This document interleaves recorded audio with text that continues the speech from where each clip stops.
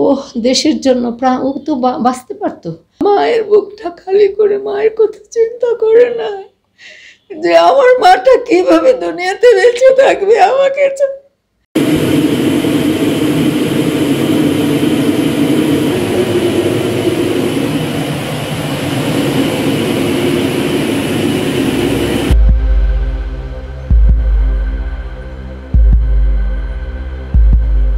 শহীদের মাকে যে মর্যাদা দিতে নিয়ম লাগে, শহীদের মাকে মর্যাদা দিতে গেলে যে অপমানিত হতে হয় মর্যাদা পেতে হলে, এই যে 362টা দিন হয়ে গেল, রাষ্ট্র আমার সন্তানের জন্য, তার মায়ের জন্য কি করছে, কি করলো।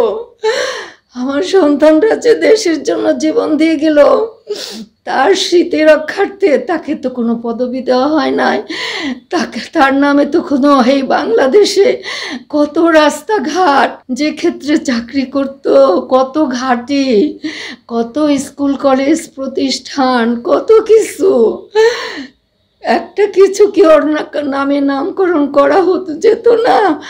তাহলে এই যে ভবিষ্যৎ প্রজন্ম কিভাবে ওর স্মৃতি রক্ষা করবে, কিভাবে ভবিষ্যৎ প্রজন্ম জানবে যে আমাদের বাংলাদেশে এই ছেলেটা মাত্র 32 বছর বয়সে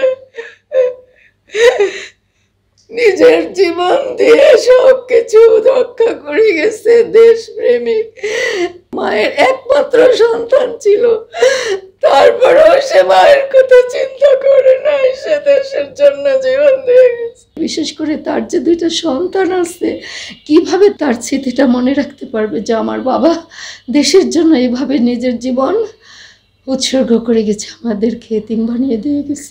ও যে এলাকাটা বাঁচিয়ে দিয়ে গেল, যে এলাকাটার সম্পদ বাঁচিয়ে দিয়ে গেল, যে এলাকার জনগণের জীবন বাঁচিয়ে দিয়ে গেল, সেখানে সে, তার নামে কি করা হলো, তার স্মৃতি রক্ষার্থে কি করা হলো, যে প্রতিষ্ঠানে সে এতদিন সবার সাথে কাঁধ মিলিয়ে চাকরি করছে, কাঁধ মিলিয়ে কর্মক্ষেত্রে চলছে, কারো ভিতরে কি এতটুকু দয়া মা নাই? কেউ তো কিছু বললো না যে ওর জন্য এটা করা হোক। ওকে আমি নিজের হাতে ছোটবেলা থেকে অনেক কষ্ট করে, অনেক যুদ্ধ করে ওকে আমি মানুষ করছি। ও অনেক ব্রিলিয়েন্ট ছিল, ছোটবেলা থেকে অনেক ব্রিলিয়েন্ট ছিল।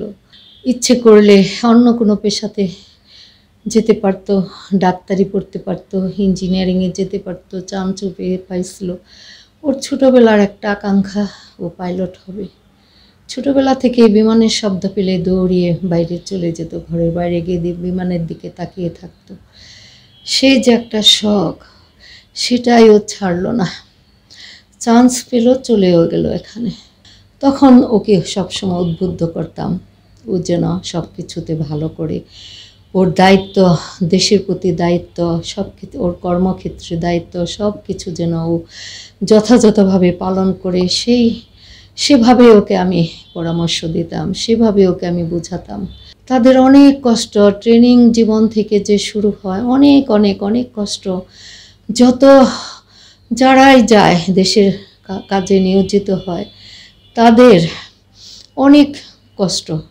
এরা যায়, এরা নিজেদের জীবনের করেই যায়, ব্রত নিয়েই যায় যে আমরা দেশকে রক্ষা করার কাজে যাচ্ছি, আমাদের জীবন দিয়ে আমরা দেশকে রক্ষা করব, আমরা দেশের জনগণকে রক্ষা করব। ও দেশের জন্য প্রাণ, ও তো বাঁচতে পারতো। সবাই তো দেখছে, দেশের সবাই দেখছে, ওরিগুলো দেখছে। ও নিজের জীবন বাঁচাতে চাইলেও বাঁচতে পারতো। ও সবার জীবন বাঁচানোর জন্য, ওই জনপদটাকে বাঁচানোর জন্য, সম্পদ বাঁচানোর জন্য, এতগুলো জনপদ বাঁচানোর জন্য আমার মায়ের বুকটা খালি করে মায়ের কথা চিন্তা করে না যে আমার মাটা কিভাবে দুনিয়াতে বেঁচে থাকবে আমাকে। যেভাবে আমি বুঝাইছি যে বাবা গেলা এখানে, তুমি তো তোমার আকাঙ্ক্ষা পূরণ করার জন্য পাইলট হবা, সেই আকাঙ্ক্ষা পূরণ করার জন্য গেছো, দেশের কাজে নিয়োজিত হওয়ার জন্য গেছো, তুমি সেই দায়িত্ব তুমি যথাযথভাবে সবসময় পালন করবা। তো মায়ের সে কথা রাখছে, সে তো মায়ের কথা রেখে মায়ের কথা চিন্তা করে নাই যে আমার মাটা আমাকে ছাড়া দুনিয়াতে কিভাবে বেঁচে থাকবে।